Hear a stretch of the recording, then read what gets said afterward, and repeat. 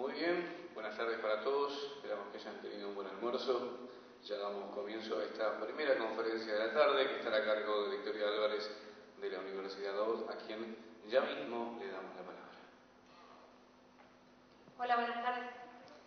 Bienvenidos, muchas gracias por acompañarme a esta charla. A mí no me gusta estar sentada ante las charlas y me dieron permiso para estar parada, aunque me tiene un poco retenida este costado, no puedo irme demasiado para allá. Mi nombre es Victoria Álvarez, trabajo aquí en la Intendencia en el Servicio de Geomática y soy docente de la Universidad OR. Además, en este momento estoy cursando una maestría en Ingeniería en la misma universidad y el tema de mi maestría es precisamente el aseguramiento y la autenticidad de los datos espaciales, que como ven es mi principal interés y mi especialidad, la información geográfica. En la charla de hoy lo que voy a hacer es tratar de contarles a ustedes de qué viene esta tesis, cuál es el objetivo de esta investigación y bueno, espero que les resulte interesante al menos. Empecemos un poco hablando de Internet. A nadie hoy en día resulta extraño el uso de Internet. La mayoría de nuestras vidas, muchísimo tiempo, transcurre a través de la red. Hacemos muchísimas cosas online. La explosión que ha tenido Internet en los últimos años es una cosa impresionante.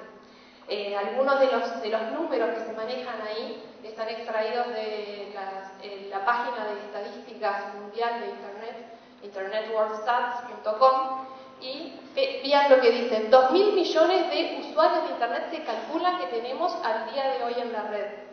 Esto implica un crecimiento de casi el 500% de usuarios comparado con lo que había en el año 2000. 500% en 10, 11 años. Nada más. Se calcula que tenemos 5.000 millones de terabytes de información volcada en la web hoy día. Si tendremos información ahí. Nuestro cerebro es capaz de procesar entre 1 tera a 10 terabytes como máximo. ¿Sí? Y tenemos 5.000 millones en la web. Y miren esos otros numeritos que aparecen por ahí en la infografía. De repente no los llegan a ver, pero se los cuento. Solamente para impactarlos un poco con números. Tenemos casi 3 millones de emails enviados por segundos en Internet. Se suben por minuto 20 horas de video a YouTube. Y se consumen 2 millones de videos por día en YouTube. Se compran 63 productos por Amazon por minuto. Google procesa 24 petabytes de información al día. Y así podríamos seguir viendo toda esta información, que son números realmente grandes y que nos hacen plantearnos un poco y empezar a pensar acerca de toda esa información que está disponible en Internet. A nosotros lo que nos interesa particularmente es la información geográfica en Internet. La información geográfica se brinda principalmente a través de las infraestructuras de datos espaciales, que son una especie de marco de cooperación entre las instituciones a nivel local, nacional o regional, en los que los gobiernos intentan, como objetivos fundamentales, aunque hay varios, lograr que los datos, asegurar que sean interoperables los datos que se usan entre las distintas instituciones y lograr un ahorro en los recursos de la recolección y la gestión de esos datos espaciales, que la recolección de la información geográfica suele estar muy cara, muy costosa para los organismos. Entonces, si todas las instituciones recolectan los datos de forma que sea útil para otras, eso repercute en un gran ahorro para la administración y para la sociedad en general. Por este motivo es que los gobiernos de todo el mundo están impulsando el desarrollo de estas infraestructuras de datos espaciales. Existe en Estados Unidos, se empezó a trabajar en el año 97 a partir de una directiva de Clinton, que se consolidó ahora, hace muy poco tiempo, en un portal que se llama, ese que tienen ahí, GOS, Geospatial One Stop, que es el único lugar donde se puede ir a buscar toda la información geográfica de Estados Unidos a nivel nacional, estatal, local, municipal, lo que se les ocurra. Toda la información geográfica está centralizada ahí. Pero fíjense que les dije desde el 97, y esto se consolidó recién ahora hace unos pocos meses. O sea que lleva muchísimo tiempo. Por otro lado, en Europa tenemos la directiva INSPIRE, que viene funcionando desde el año 2007 más o menos, y que tiende a que en la Comunidad Europea exista también una infraestructura de datos para la región. Se ha logrado un muy buen desarrollo a nivel de los gobiernos nacionales. Ya existen en la mayoría de los gobiernos de la comunidad excelentes infraestructuras de datos espaciales a nivel nacional. Y bueno, el próximo paso será la regional de toda la comunidad. Y tenemos en Uruguay también una IDUI. Nosotros tenemos en el marco de la AGESIC un grupo de trabajo de infraestructura de datos espaciales que viene funcionando desde hace muchos años y que ha logrado... ¿Sí? Acá en Uruguay, como en Estados Unidos, seguimos un estándar abierto y publicado de forma abierta, o cada cual usa un formato de archivo propietario. Bueno, esos son temas que todavía están en discusión. La IDUI está funcionando hoy. Tenemos lanzado este año, se lanzó el portal visualizador de mapas de la IDE, y lo que se ha optado, te puedo contar, en la Intendencia, que es donde trabajo, nosotros publicamos la información en formato shapefile, que la información geográfica es un formato propietario. Sin embargo, es un formato que es reconocido por cualquier software de información geográfica, si bien es propietario el formato en sí mismo. Entonces queda accesible para cualquier software de información geográfica. ¿Hay software de información geográfica de código abierto? Sí, hay software de información geográfica de código abierto. Sí, sí. Disculpa que te interrumpe, las preguntas que vamos a dejar para el final de la conferencia, si no es imposible. Pero yo no tengo problema que pregunten. Sí, bueno, sí, pero de todas seguimos, si no, después me retan por el tiempo. Está bien. Las dejamos para el final.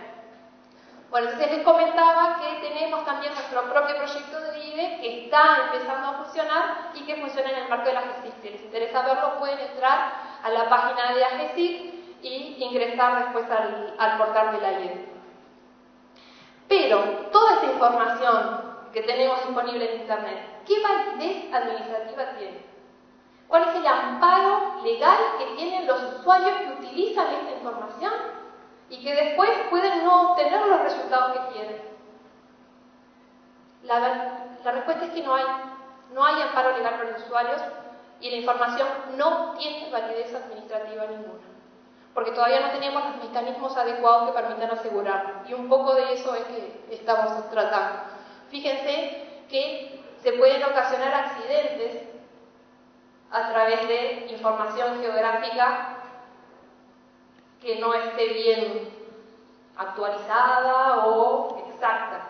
Por ejemplo, la situación que vivió este conductor en Alemania, que siguiendo las instrucciones de su navegador GPS, le dijo doble acá a la derecha y él dobló, pero no era lugar todavía, faltaban unos metros. Entonces terminó estrellándose contra una casilla de baños públicos. Le salió más de 2.100 euros al señor este problema, porque tuvo que hacerse cargo de la reparación del auto, de la multa que le cobraron y de todo lo que había roto en la vía de tránsito. No es el único caso. En Alemania hay otros y son además muy jocosas las noticias alemanas a este respecto. Este es un caso un poco más trágico, sucedió en el 2010 en España. Dos personas que no eran del lugar, senegaleses, iban viajando en un auto por la noche y siguiendo las instrucciones del GPS se fueron por una ruta que supuestamente existía sobre un embalse en un lago y la ruta no había. Terminaron con el auto hundido en el embalse. Uno de ellos sobrevivió para contarlo y decir que había sido por error de GPS. El otro no sobrevivió.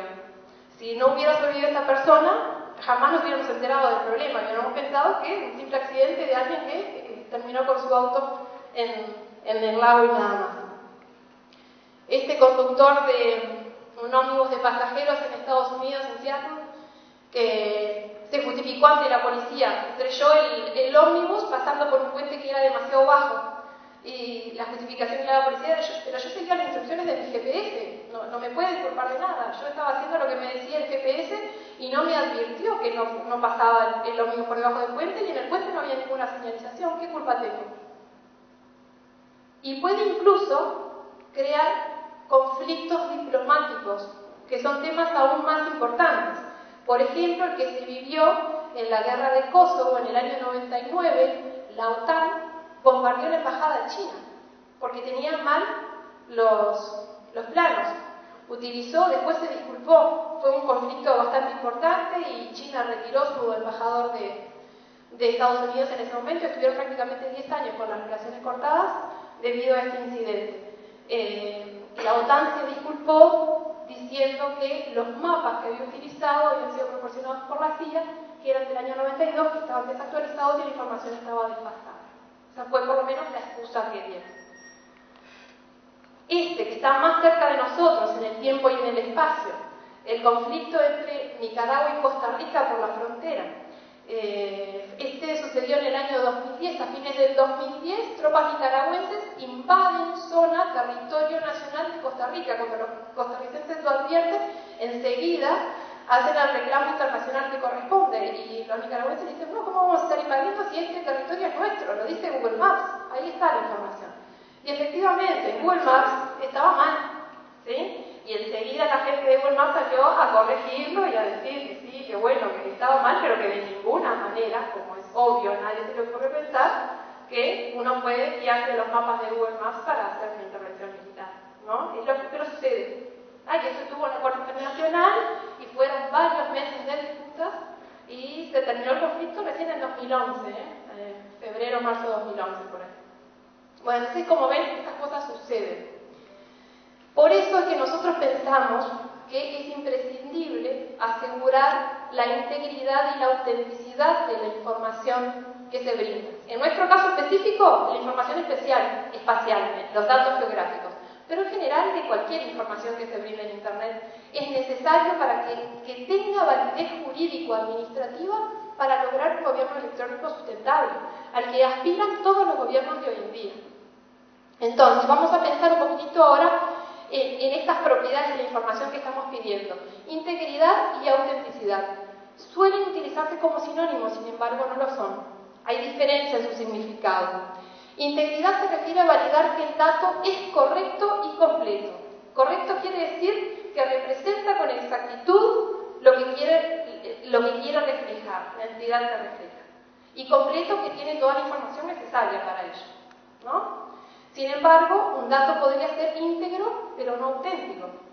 Por ejemplo, piensen en alguna información que es comprobada por algún proceso de control de redundancia cíclica. Entonces, cuando se detecta el error, uno lo corrige y el control de redundancia cíclica, una vez que está corregido, va a decir que sí, que está bien, el dato es íntegro, pero dejó de ser auténtico porque lo modifiqué. Porque el dato que es auténtico puede ser correcto. La autenticidad se refiere a probar que el dato fue originado por quien dice ser y que no ha sido alterado en el momento. Pero si el dato de partida era de error, puede ser auténtico y no ser íntegro. Entonces son conceptos bastante parecidos, pero que tienen esa leve diferencia que debemos tener en cuenta. Si nosotros tuviéramos un mecanismo que nos permitiera comprobar la integridad y la autenticidad de la información espacial, podríamos de esa manera emitir certificados de la información espacial. ¿Sí? Emitir certificados de domicilio, certificados de afectación predial, certificados de todos los datos de alguna parcela con su información del plan de ordenamiento territorial incluido, que brindaría a los usuarios que acceden a esa información garantías de que lo pueden utilizar, ¿sí? Que brindaría la posibilidad además de presentar posibles intervenciones sobre esa parcela a un inversor extranjero, de repente un árabe que quiere invertir en nuestro país. Mira, tengo tal proyecto, así vamos a hacer una fábrica. Pero ¿cómo le compruebo al inversor que en ese lugar sí se puede construir lo que yo le estoy planteando que se quiere construir? Porque tengo ese mecanismo de comprobar que es auténtico, que esa es la información que está brindando el organismo oficial del país del que estoy obteniendo los datos. Entonces esto va a abrir un montón de posibilidades. Incluso se podrían llegar a generar pólizas de seguros para la información espacial, para los casos de los accidentes que teníamos antes. Seguramente las compañías que venden estos sistemas de navegación querrán tener alguna forma de asegurarse contra las demandas que van a recibir de la gente que sufre accidentes, como el chofer del ómnibus o el alemán que estrelló el coche, a raíz de los problemas y los accidentes que tuvieron por el uso de su sistema. Hoy en día no existen seguros sobre los datos, ni espaciales ni de otros tipos. Y no existen precisamente porque no se puede comprobar la autenticidad de los datos de una manera automática.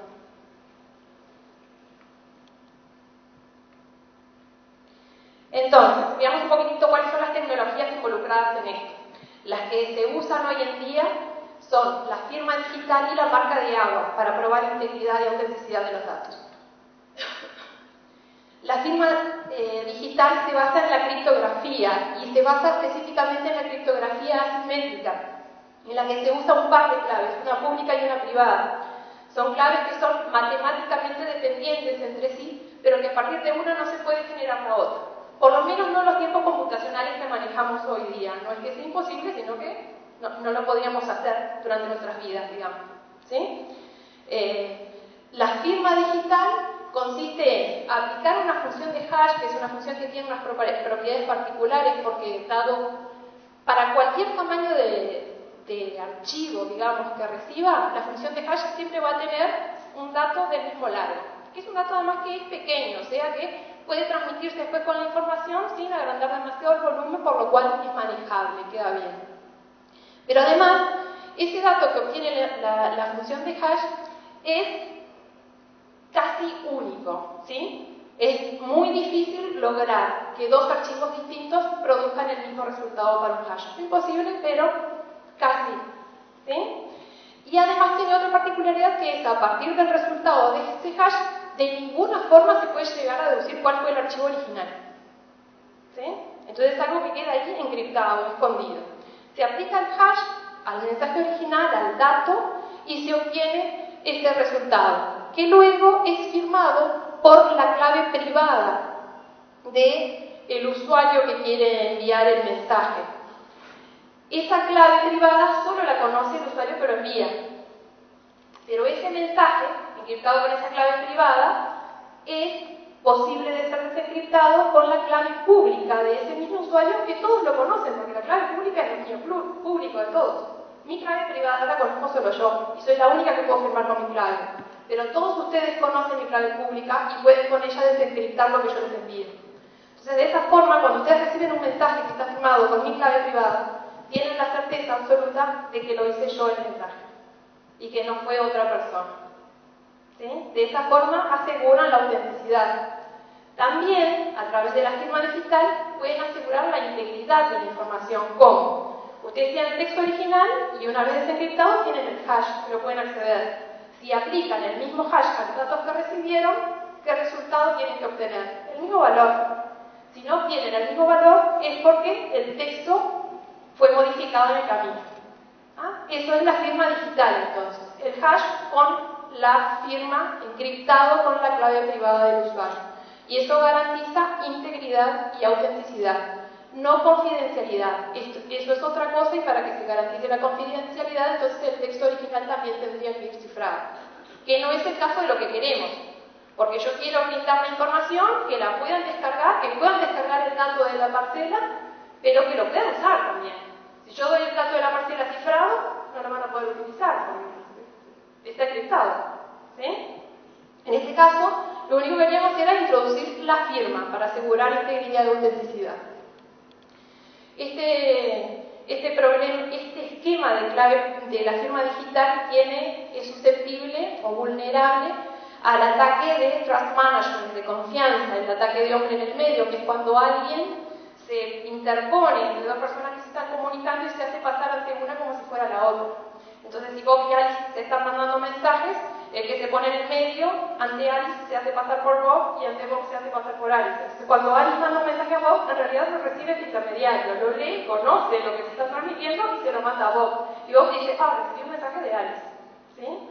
Entonces, este tipo de situaciones se resuelve, ha sido resuelta ya, esto es muy utilizado en el comercio electrónico, a través de las infraestructuras de clave pública, las PKI, que con una jerarquía de autoridades certificadoras emiten certificados digitales que dicen, mirá que Bob es realmente quien dice ser, esta es realmente la contraseña de Bob, ¿sí? Podés estar seguro de que estás dialogando con él y no con otra persona. Esto es algo de lo que detectan nuestros navegadores. A veces cuando llegamos a una página nos dicen, mire que el certificado caducó, ¿sí? Porque tienen un vencimiento, mire que no tiene certificado digital. Entonces nos está advirtiendo, mira que puede que no sea realmente quien vos pensás. Bueno, Esa era la técnica de firma digital. En esa técnica de firma digital, entonces, lográbamos, introduciendo la firma con el mensaje de hash y la clave privada, probar la integridad y autenticidad. Y es una de las que se usa y sobre todo para la parte de imágenes, no para datos vectoriales. La esteganografía es otra técnica, es una disciplina muy antigua, que trata la forma de enviar mensajes ocultos, ¿sí? En la criptografía, el punto principal es que yo mando el mensaje pero necesita cifrado. O sea que si hay alguien en el medio que intercepta ese mensaje, no lo va a poder leer porque no tiene la clave. Si es que la criptografía funciona bien y la clave no se puede conseguir y todo lo demás, ¿no? La situación ideal. No lo podría leer aunque accediera a él. Sin embargo, en la esteganografía lo que se trata es de enviar un mensaje, que sí, cualquiera de los que está aquí lo podría leer. Sin embargo, solo aquella persona que conoce que hay un mensaje oculto y que tiene la clave para obtener ese mensaje oculto va a poder leer. Los demás no. ¿Sí? La fuerza radica en que se desconoce la existencia del mensaje oculto en la esteganografía. Y hay en la historia, pero muchísimas anécdotas al respecto de la esteganografía. Incluso Heródoto, que estaba mencionado ahí, que es un antiquísimo historiador, cuenta ya de que en las guerras entre griegos, persas y medos se utilizaban estas técnicas. Hay un relato en el que para los bandos, para comunicarse entre fronteras, lo que hacían era raparle la cabeza a un esclavo, tatuar el mensaje en la cabeza del esclavo, esperar a que le creciera el pelo y mandarlo hacia el otro lado. Entonces cuando llegaba al otro lado, el destinatario de la información le volvía a rapar la cabeza y leía. Imagínense cómo transcurrían los tiempos en esa época, ¿no? Es totalmente inaplicable, pero... Había otra de la tabla con cera. Hay una de las tablas con cera que también está en los relatos de Heródoto, era muy común en esa época como forma de comunicación, unas tablillas que tenían cera por arriba. Entonces el mensaje se escribía en la cera, el que lo recibía lo leía, derretía la cera y le servía, eran muy ecológicos, le servía la misma tablita para poner el mensaje.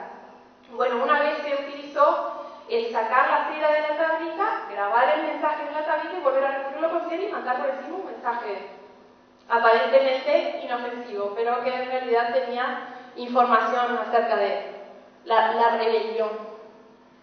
Bueno, ya hay varios. La tinta invisible que se hacía antiguamente con leche, o con jugo de limón, o con vinagre, que se lee con calor o con polvo de carbón. En la Segunda Guerra Mundial, ese texto que está ahí es real, enviado por un espía alemán, en un texto aparentemente inofensivo, con ciertas letras en las posiciones, cierta posición de las letras en cada palabra, se obtenía el mensaje oculto. La dama de hierro, Margaret Thatcher, primer ministro de Gran Bretaña durante muchos años, tuvo una vez un gran problema porque se filtraba información. Las cosas que hablaban con sus ministros llegaban rápidamente a la prensa. Entonces lo que hizo fue cambiar las máquinas de escribir, que en esa época, que es el año que se trata, se usaban todavía las máquinas de escribir, cambiar las máquinas de escribir una letra en cada uno de forma casi imperceptible. De esa forma, cuando salió publicada la noticia, que no debería publicarse, se rastreó el papel original en el que había sido escrito y ahí enseguida se vio cuál era la letra que estaba un poquitito más corrida y se detectó cuál era el traidor entre sus ministros. Una cosa que se usa muy a menudo, que es más de nuestra época, es ocultar información en las imágenes. Una imagen que usa, por ejemplo, un código RGB, lo que hace es, en cada píxel, guardar la información de cuánto rojo, verde y azul tiene. ¿Sí? Esos son, en definitiva, bits que están ahí. Entonces, fíjense en este ejemplo. Tenemos dos amarillos que son prácticamente iguales. Sin embargo, los códigos son apenas distintos. Modificando el último bit, ¿sí? La vista no distingue la diferencia entre esos dos amarillos. Y sin embargo, modifiqué la información original. Entonces, en esos últimos bits, eso se llama la técnica de least significant bits, el bit menos significativo, y ahí puedo guardar información oculta. Por ejemplo, en esta imagen que tenemos ahí de conejito en la nieve, tiene oculta en los últimos 3 bits significativos, menos significativos, la imagen del avión. ¿Sí? Esta es una técnica de marca de agua que es muy naif, es una cosa muy ingenua, ¿no? En realidad hay técnicas que son mucho más sofisticadas que esta.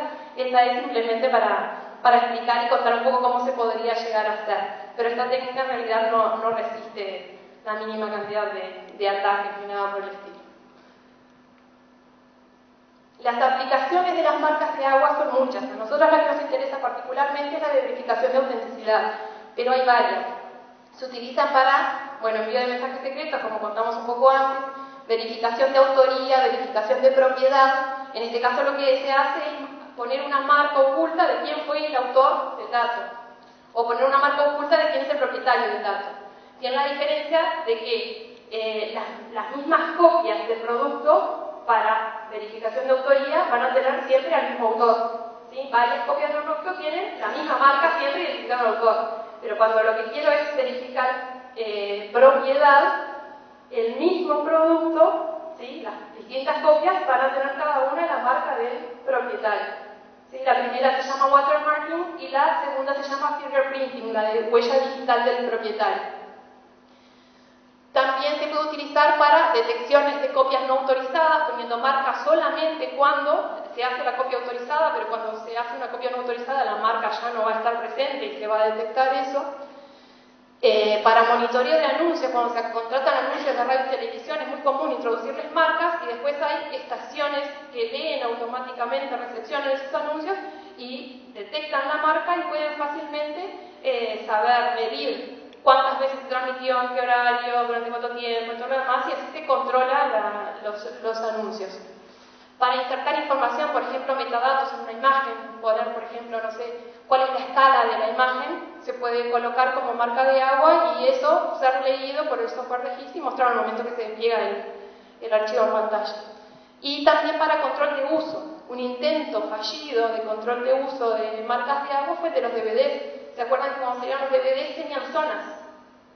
¿Alguien se acuerda de eso? ¿Sí? Tenían zonas y uno tenía de la zona tal y solamente podía ver hasta 5 DVDs que fueran de otra zona. Y eso fue, pero rapidísimamente craqueado. No sé cuánto duró, pero un noruego de 16 años que quería ver el DVD en formato Linux y que no había codec para eso, enseguida lo hackeó.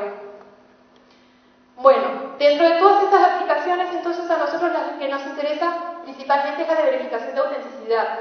Y lo que quisiéramos entonces es lograr poner una marca en el archivo que se detecte demostrando que el archivo no fue modificado.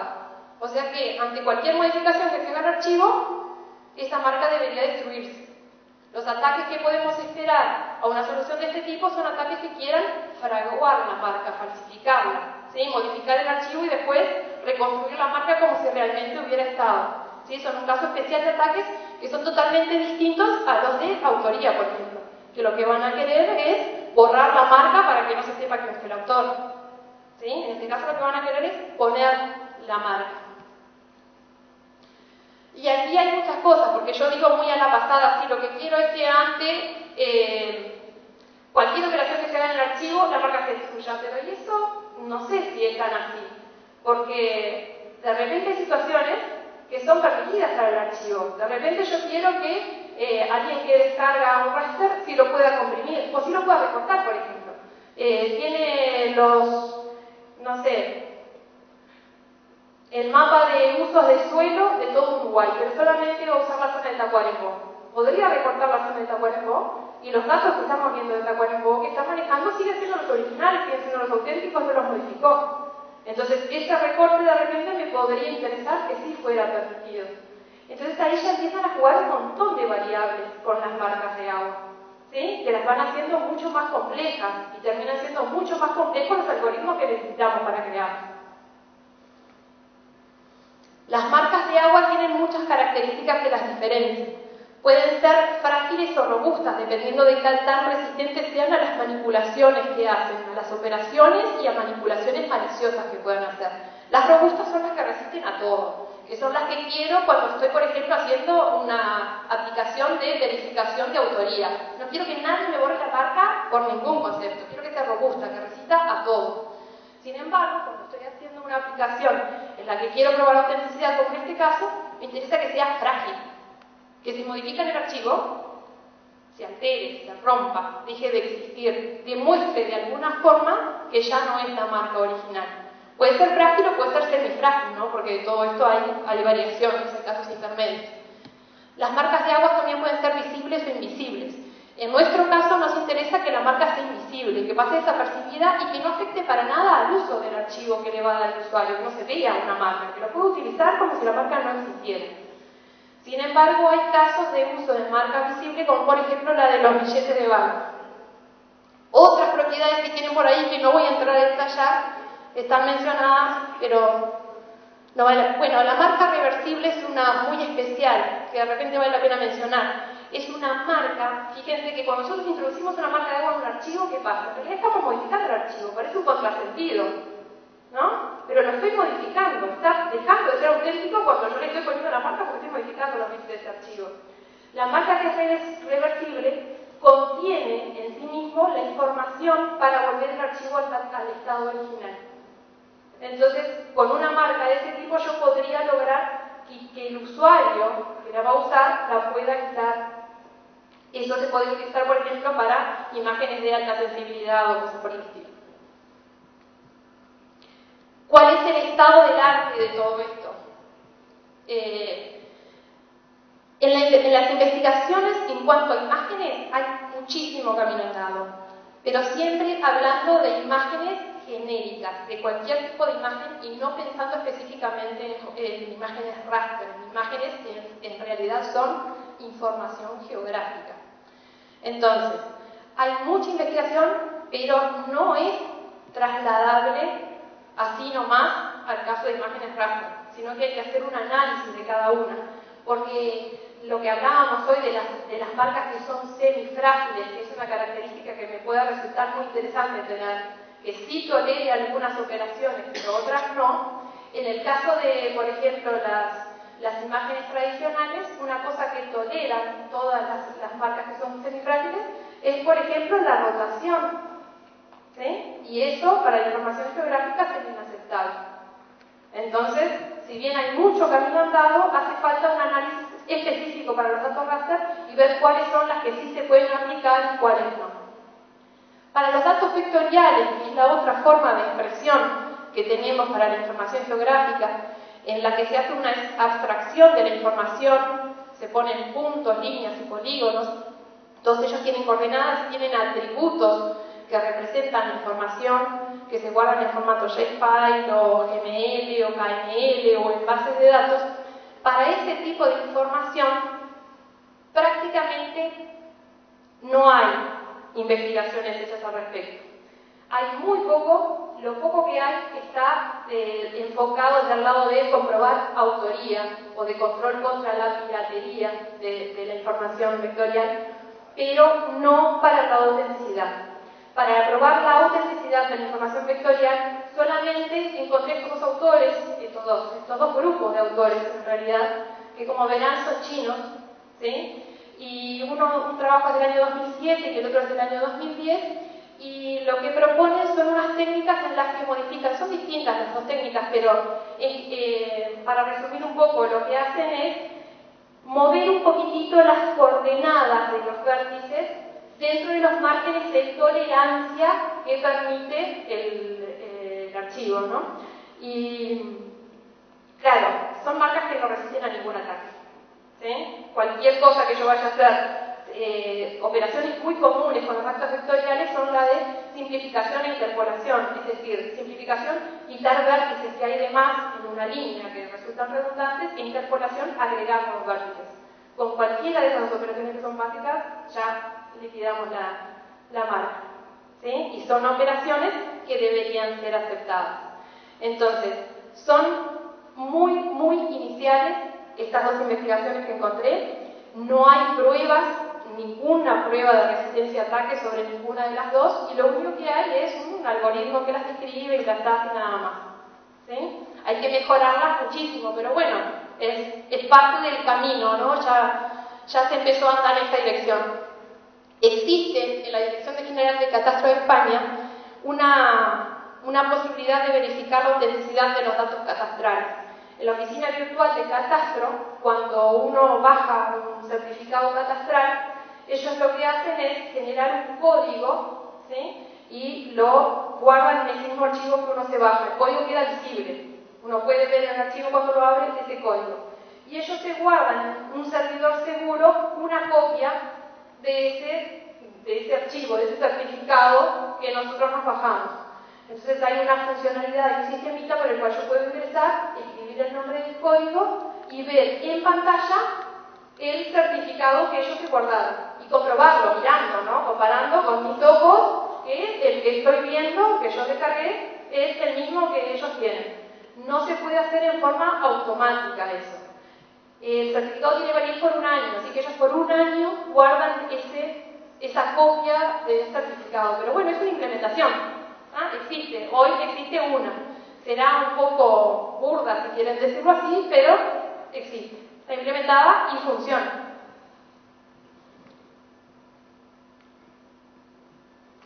Bueno, ¿cuáles son las líneas de acción que tenemos nosotros planteadas? Y con esto ya terminamos. Lo primero que empezamos, por supuesto, es con un análisis del estado del arte. Es algo que tenemos muy avanzado, ya incluso escribimos un borrador de esto y pensamos tener alguna publicación para fines de este año. Hace unas semanas abordamos la definición de los escenarios de ataques, posibles escenarios de ataques a marcas de agua por autenticidad. No hay trabajos al respecto de eso. Escenarios de ataques específicamente a marcas de agua por autenticidad o a firmas digitales por autenticidad no están hechos. Sí hay montones para marcas de autoría, pero no para autenticidad. Eso también pensamos tenerlo pronto para fines de este año. Y después continuaremos trabajando el año que viene, estudiando, una vez que definamos cuáles son los posibles ataques, vamos a estudiar las técnicas existentes y cómo se comportan con respecto a esos ataques que definamos, y enseguida pensamos o pretendemos hacer algún software que existe, por ejemplo, para otras áreas existe, software que testean automáticamente, como por ejemplo SteerMark, que permite testear marcas de agua para imágenes y ver qué tan resistentes son a las modificaciones que se hacen sobre las imágenes. Hacer alguno así, pero para datos vectoriales específicamente.